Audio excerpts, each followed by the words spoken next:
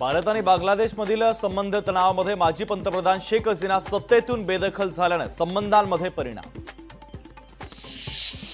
रायगडच्या कर्जतमध्ये शिवसेना उद्धव बाळासाहेब ठाकरे पक्ष आणि राष्ट्रवादीला मोठा धक्का। अनेक पदाधिकारी आणि कार्यकर्त्यांचा शिवसेनेमध्ये प्रवेश। आमदार महेंद्र थोरवेंच्या नेतृत्वामध्ये पक्ष प्रवेश सोहळा। मुंबई ते बंगळुरू महामार्गाबाबत नितीन गडकरींची मोठी घोषणा। 6 महिन्यात 14 पदरी महामार्ग तयार होणार। पुण्यातील वाहतूक कोंडीचा प्रश्न सुटण्याचा केला दावा।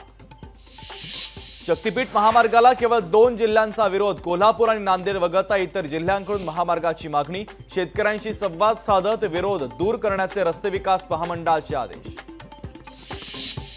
सिद्धिविनायक मंदिरातील सोन्या चांदीच्या अलंकारांचा आज लिलाव। भाद्रपद उत्सवाचं औचित्य साधत आज होणार लिलाव।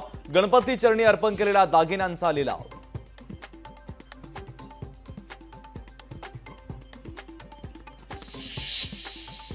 बहुप्रतीक्षित मुंबई अहमदाबाद बुलेट ट्रेन अखेर दृष्टिक्षेपात। गुजरात भागात रेल्वे रूळ टाकण्याच्या कामाला सुरुवात।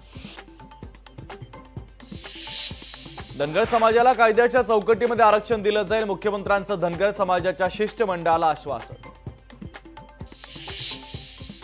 मुंबईतील जागा वाटपावर गणेशोत्सवानंतर निर्णय होणार। 5 ते 6 जागांवरून मित्र पक्षांमध्ये रस्सीखेच होण्याची शक्यता।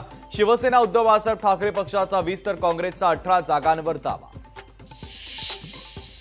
पुण्यामध्ये महाविकास आघाडीकडून तब्बल 85 जण इच्छुक। पुण्यातील 8 जागांसाठी 85 जणांनी केले अर्ज। उमेदवार निवडताना महाविकास आघाडीची होणार दमछाक।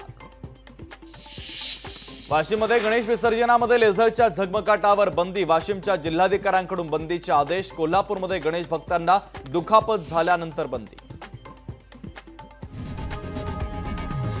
लोकशाही मराठी ऐका, पहा, जागरूक रहा।